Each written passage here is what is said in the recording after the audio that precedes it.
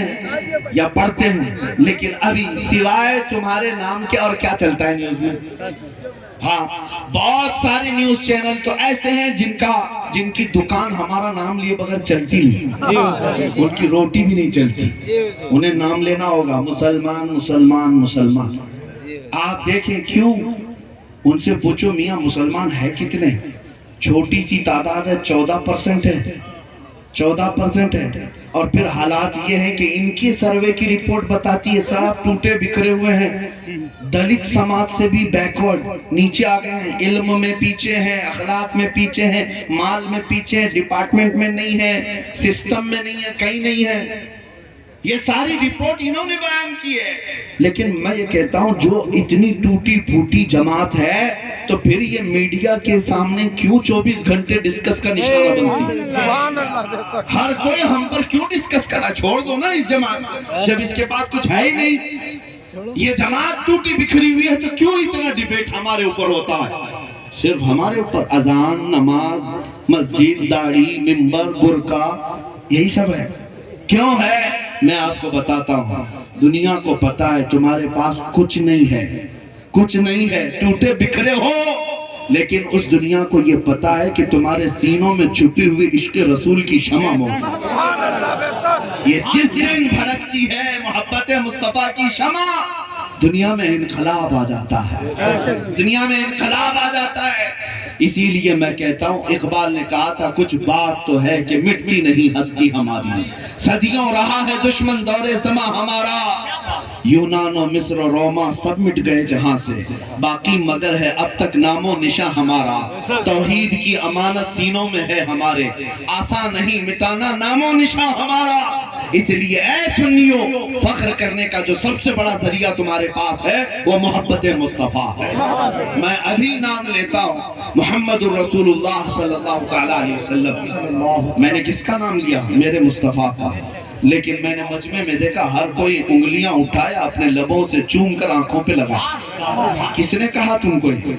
میں نے مائک سے آرڈر تو نہیں دیا کہ میں نام لوں گا تم اٹھا کے چوم لینا، میں نے کسی سے کہا تو نہیں، میں ادھر میرے مصطفیٰ کا نام لے رہا ہوں اور تمہیں ہوش بھی نہیں، تم انگوٹے چوم کر آنکھوں سے لگا رہے ہو۔ یہ علامت اس بات کی ہے سب کچھ کھو چکے ہیں ہم، لیکن دلوں میں ابھی میرے مصطفیٰ کی عظمت باقی ہے، ابھی باقی ہے۔ وہ نام آتا ہے تو انگوٹھے لبوں پر بے اختیار جاتے ہیں۔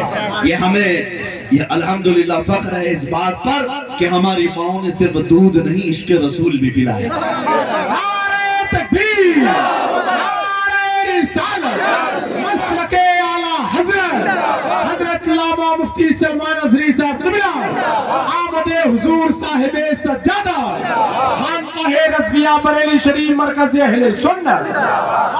میرے عزیزو، اب میں آپ کو یہ بات بھی بتا دوں، دوسرے لوگ کوئی ڈرتا ہے سہمتا ہے تو اس کی بات الگ ہے، لیکن بہرائچ والوں کی ایک بڑی ذمہ داری ہے، بہرائچ میں رہنے والوں کی بڑی ذمہ داری ہے، اس لیے کہ بہرائچ میں دیار غازی موجود ہے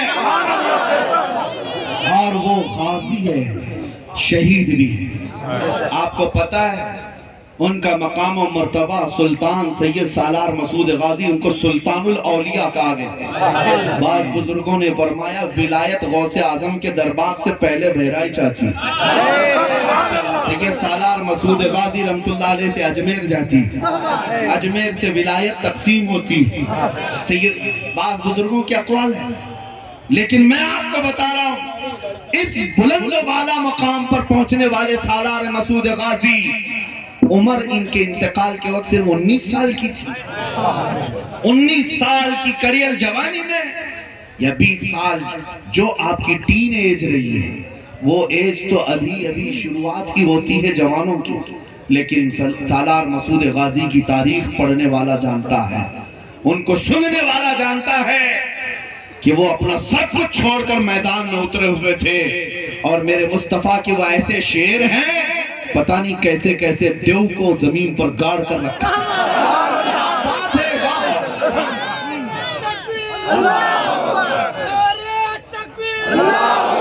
میں ابھی آیا یہاں پر، مجھے بتایا گیا ہے اب آج سالار مسعود غازی رحمت اللہ تعالی علیہ کے وفات کو صدیاں گزر گئی، 800-900 سال سے اوپر ہو گیا، لیکن وہ ہیبت ابھی بھی جاری تھی، وہ ہیبت ابھی تک جاری تھی۔ لیکن ہو سکتا ہے تمہارے چند برے اعمال کی وجہ سے کوئی کیڑا پھر سے اڑنے لگ جائے، اس لیے میں کہتا ہوں مشن مسعود غازی کو زندہ کرو، ہر جوان کو یہ سکھاؤ کہ تمہارا ہیرو وہ پردے پر دکھنے والا نہیں ہے جو مجرے کرتا ہے، تمہارا ہیرو وہ نہیں ہے جو اپنے زنانہ حرکتوں سے لوگوں کو اپنی طرف مائل کرتا ہے، تمہارا ہیرو تو سالار مسعود غازی ہے۔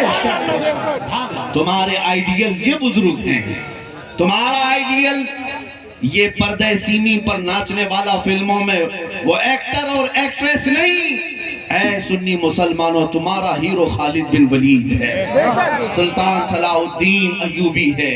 عزیزان گرامی وقار، جب ہم تاریخ کو چھوڑ دیتے ہیں تو پھر ہمیں اسی طرح کی ٹھوکریں کھانی پڑتی ہیں، اس لیے میں نوجوانوں سے کہوں گا واپس آ جاؤ، عزت بھی یہاں ہے، اقتدار بھی، طاقت بھی یہاں ہے، نبی پاک صلی اللہ تعالیٰ علیہ وسلم کے دربار میں۔ اب میں اپنے آخری میسیجز کی طرف جا رہا ہوں۔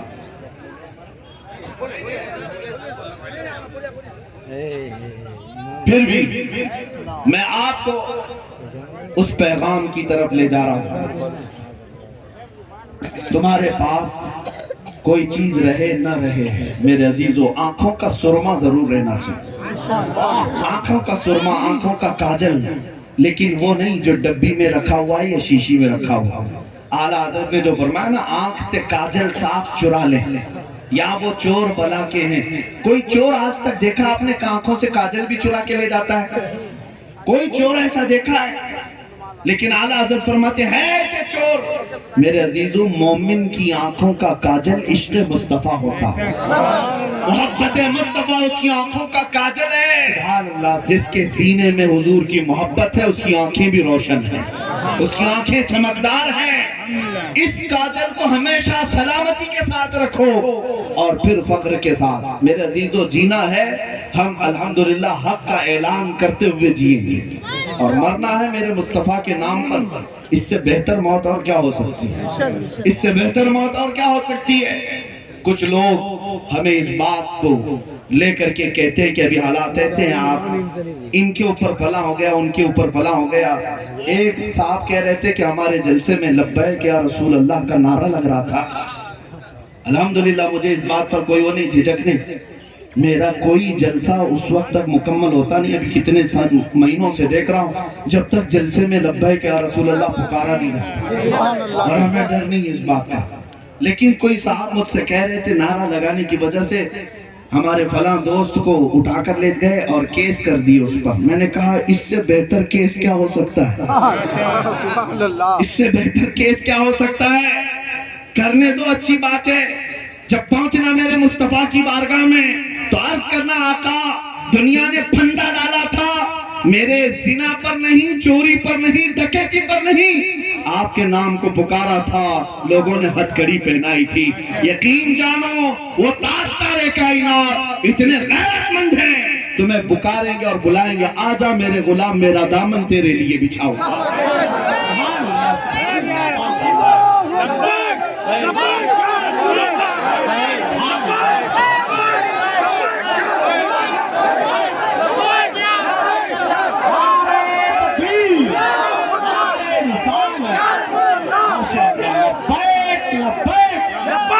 یا رسول اللہ لبیک لبیک لبیک یا